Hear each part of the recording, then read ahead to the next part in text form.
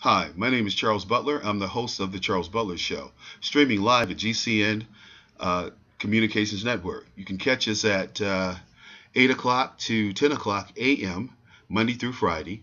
Go to www.gcnlive.com and you can catch us on local stations. So just Google me, Google my name, The Charles Butler Show. It'll come up, tell you where the stations are, etc. Also, you can go to my website, charles-butler.com. Great information there. My blogs are there. You can tweet me at my Twitter account is charlesbutler52, and my Facebook account is Charles Butler Conservative. Now that we have those things out of the way, and my website is charles-butler.com, if I didn't bother to say that. The reason that I decided to cut this video today and include it in my email blast is because this Ferguson, Missouri case could have been Charles Butler if he'd been driving through Ferguson. And why do I say that? Because all of my life, my 62 years, I've always been afraid of police officers. Why? Because they kill black men. Now, here we are in 2014. I'm a college graduate, University of Michigan, a naval officer, naval aviator, successful business person, husband, father, and I'm still scared of the police. Why? Because the police are the only people that can kill a person without due process. Do you realize that? Law enforcement officers are the only people that we've given the power to kill people without due process. This officer killed a young 18-year-old boy. It's very, very, very disheartening to me. It's very disgusting. And there are two sides to this thing, but a right doesn't make a wrong and a wrong doesn't make a right. These young men were walking down the middle of the street. Again, that ghetto black thing that's so nonsensical, like the sagging pants showing the crack of their behinds. You know, they do things that are so self-destructive in terms of conscious and unconscious negative behavior traits that it impacts their lives. Now, if these two young men had been walking on the sidewalk to begin with, they would have never had the confrontation with the police officer. But because they had the confrontation with the police officer did not mean that one of them should have been executed on the street. Unceremoniously executed. So if a cop and I get into an argument, does he feel he has the right to shoot me? The answer is yes, because I'm a hostile black man. And you know what? The black women will support that. I'm sure that, my wife would say, well, yes, Charles is an angry black man. I wouldn't expect her to come to my defense, because that's not what we do. We try to emasculate our men, our black men. And we have since the civil rights movement. This all really began with the war on poverty, which emasculated the black male in the household. Get out. Don't take care of your family. Let the government do it. We'll give your wife more money than in 1 week than you made in a month, Negro. Those are stories I heard growing up. Even experienced it. So I talk from firsthand experience. I know exactly what I'm talking about when I talk about women who thought the government and who think that the government is supposed to take care of them and their children. But that's another story for another time. Let's just talk about this killing of this young boy, because this could happen to me tomorrow here in Chicago. Could happen to a friend of mine here in Chicago or Detroit or Washington, D.C. or New York or Los Angeles. And it doesn't have anything to do with your socioeconomic level, your education level, your character, your celebrity. Because let me just cite a few instances. Joe Morgan, Hall of Fame baseball player, thrown to the ground at LAX airport by security officials because he looked suspicious.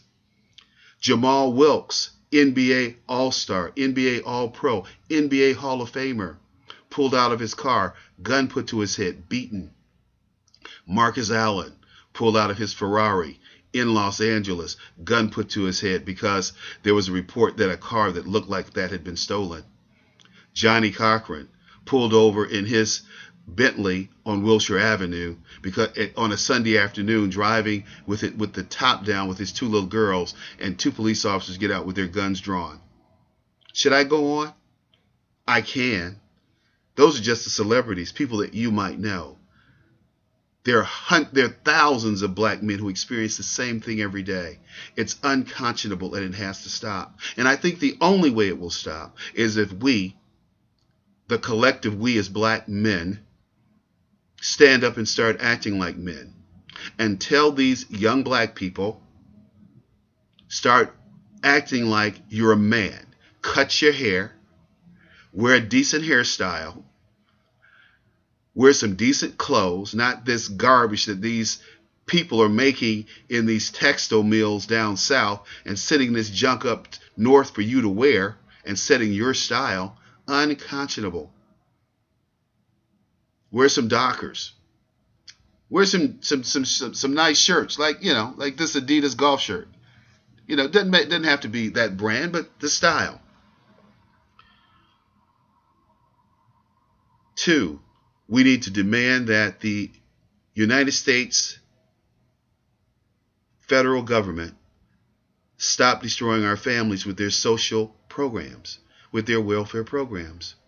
We need to demand that. We also need to demand that we have more personal responsibility, especially with these black women who are having babies out of wedlock, having babies on a booty call. You make one mistake, you know how that baby got here. There's no reason to make 2, except for lack of personal responsibility. And there should be a penalty with that, because you're condemning a life to poverty when you marry, when you have children out of wedlock. Just a condemned child. Poverty, stupid, 9 times out of 10. Well, we always talk about the exception, but I'm tired of talking about the one exception out of 1,000. Let's get real here. And let's be serious, black people. We need to confront our own demons. And those demons are internal and external. We need to go back to our godly ways, living a godly life, conservative values, so that when we have an incident where Charles Butler gets shot, people not only rally, they go get the cop and they execute him too.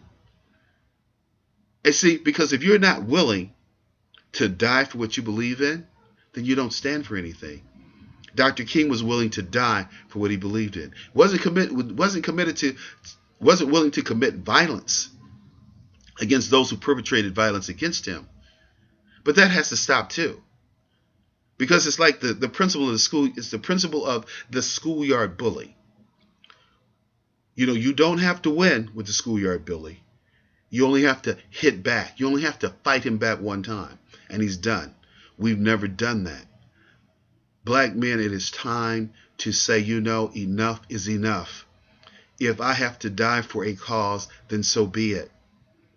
But see, then cops will start thinking, maybe I won't be the one going home to my wife if I execute this black man, if I beat this black man for nothing, if I treat this black man like an animal instead of like a citizen. You heard these cops in Ferguson, Missouri, saying, "Come on, you animals! Hey, you animals! Let's do it, you animals!" That's what they thought of these people. That's why Mr. Brown is dead. But it could be you or I. And white America, you're not above police abuse. You're not above police brutality. And I had some friends who lived in a very well-off neighborhood where a police officer in San Diego pushed his pregnant wife down in the street. And these were 2 young people who had Stanford MBAs, well-to-do and from rich families.